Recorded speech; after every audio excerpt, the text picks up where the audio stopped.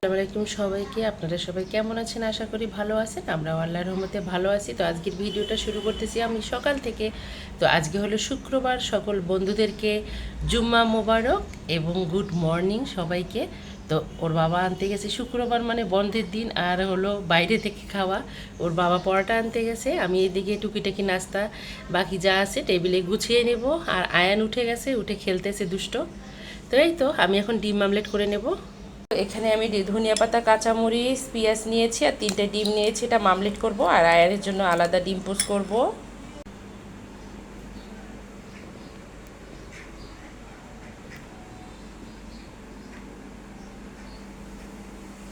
তো আমাদের সকালের নাস্তা রেডি হয়ে গেছে।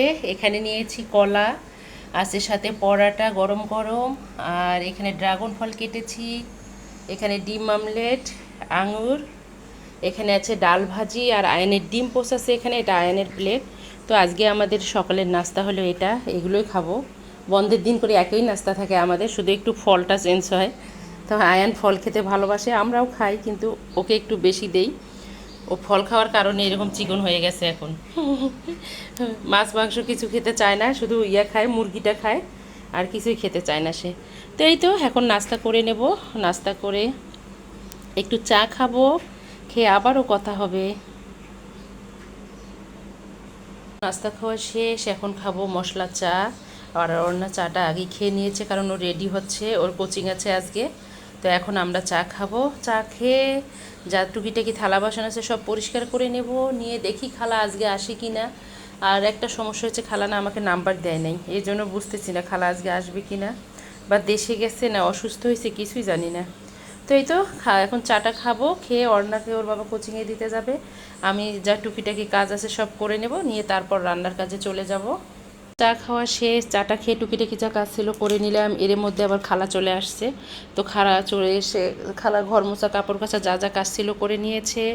অর্ণাকে ওর বাবা কোচিংয়ে দিয়ে আসছে, আসার সময় নিয়ে আসছে একটা দুধ, গুঁড়া দুধ নিয়ে আসছে। হ্যাপি ফ্যামিলি, তাই না? প্রত্যেকটা ঘরে ঘরে এরকম ফ্যামিলি হওয়া দরকার, তাহলে অনেক শান্তি ফিরে আসবে। আর এখানে নিয়ে আসছে 4 রকমের মিক্স ডাল, এটা ডক্টর খেতে বলছে আয়ানকে। তো ওই দিন আয়ানকে ডক্টরের কাছে নিয়েছিলাম, স্যার বলছে যে ওকে 4 রকমের মিক্স যে ডালটা আছে ওটা খাওয়াবেন, রান্না করে আপনারাও খাবেন, ওকেও খাওয়াবেন, সাথে একটু খিচুড়িও খাওয়াইতে পারেন। তো এর জন্য স্বপ্ন থেকে মনে হয় ওর বাবা নিয়ে আসলো।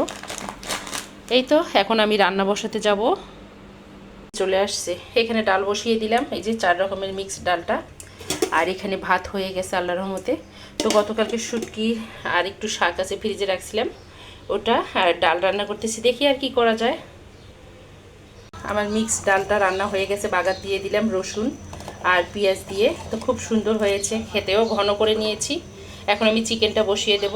তো এখানে আমি চিকেনটা বসিয়েছি, চিকেনটা কষানো হয়ে গেলে আমি পানি দিয়ে দেব। একদম অফ ক্যামেরায় রান্না করে নিয়ে করেছি, আমি বসিয়েছি। আর এখানে আলু বসিয়েছি। ওর বাবা বলতেছে যে ডালের সাথে ভর্তা না খেলে হবে না। তো আজকে কী ভর্তা করব, কী ভর্তা, পরে ওর বাবা বলছে আলু ভর্তা করো একটু ধনিয়া পাতা শুকনো মরিচ দিয়ে। তো সেই জন্য আলুটা বসিয়ে দিয়েছি।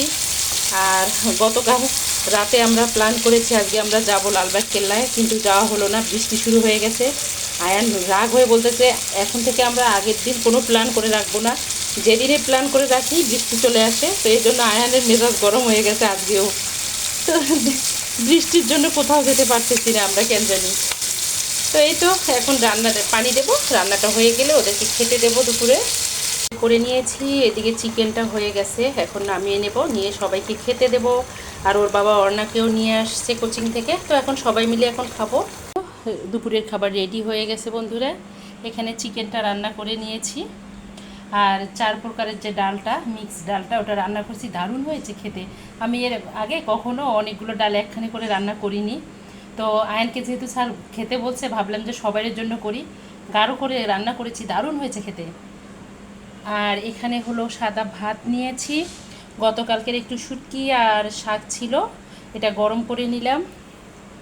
আর এখানে এই যে আঠালো একদম শুকনা মরিচ, ধনেপাতা, পেঁয়াজ, সরিষার তেল, লবণ দিয়ে আঠালো আঠালো আলুর ভর্তা। তো আজকের দুপুরের খাবার আমাদের এগুলো। তো বাইরে যেহেতু যেতে পারতেছি না, আর আমার চ্যানেলটা হলো ডেলি ব্লগ, তো এর জন্য আমি সারাদিন যা করি প্রতিদিন তাই আপনাদের সঙ্গে শেয়ার করি। বাইরে যখন যাব তখন বাইরের ভিডিও অবশ্যই দেব। তো বাইরে গেলে না আমি ভিডিও করি না, যাই তো প্রতিদিনেই, কিন্তু আমার ভিডিও করতে ইচ্ছা করে না। তো এই তো এখন সবাই মিলে খেয়ে নেব, খেয়ে তারপর আবারও কথা হবে। যাও অর্ণাকে ডাকো, ভাইয়াকে ডাকো। শেষ করে একটু রেস্ট নিলাম, রেস্ট নেওয়া শেষ, তারপর টুকিটাকি যা কাজ ছিল করে নিয়েছি। এখন বিকেল হয়েছে, বিকেলবেলা আয়ানকে বললাম কি খাবা, আয়ান বলতেছে আজকে তো বৃষ্টি, একটু ছুপ খাই। তো সবাই মিলে যেহেতু বাসায় আছি, বাইরে বের হইতে পারিনি, তো ছুপটাই খাই। এই জন্য পানি বসিয়েছি, আর এখানে দুটো থাই স্যুপ নিয়েছি, রান্না করব। আর দেখি কি করা যায়, আমার খুব মিষ্টি খেতে ইচ্ছা করতেছে, তো দেখি এখন কি করা যায়, ঝটপট মিষ্টি কোনো কিছু। আগে স্যুপটা রান্না করে নেব। স্যুপ রান্না হয়ে গেছে, স্যুপটা রান্না করে নামিয়ে নিয়েছি। আর এখানে বললাম যে মিষ্টি খেতে ইচ্ছা করতেছে, এই জন্য শিরা বসিয়েছি, শিরাটাও তৈরি হয়ে গেছে। আর এখানে আমি গুঁড়া দুধ আর ডিম দিয়ে ছোট ছোট মিষ্টি তৈরি করে নিয়েছি। এখন আমি ভেজে নেব, নিয়ে শিরার মধ্যে দিয়ে দেব। তো 10 মিনিটের মধ্যে ঝটপট হয়ে যাবে, কারণ এর আগেও দেখিয়েছি, এজন্য আর দেখাইলাম না। আমি তেল দিয়েছি কড়াইতে, এখন আমি দিয়ে দিচ্ছি, ভেজে নেব। তো এটা যেহেতু 10 মিনিটে রেডি হয়ে যায়, এজন্য আর কিনতে গেলাম না, বাসায় তৈরি করে নিলাম, যে বাসারটাই সবাই যেহেতু ভালোবাসে, বাসারটাই খাই।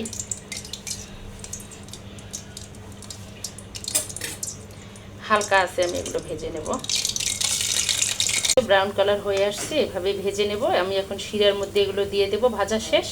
আর বাকিগুলো এখন ভেজে নেব। এই তো আমি শিরার মধ্যে দিয়ে দিছি, অলরেডি হয়ে গেছে। আর বাকি এই কয়েকটা আছে, ভেজে নিলে শেষ। আমরা এখন বিকেলে চা খেয়ে নেব সবাই মিলে।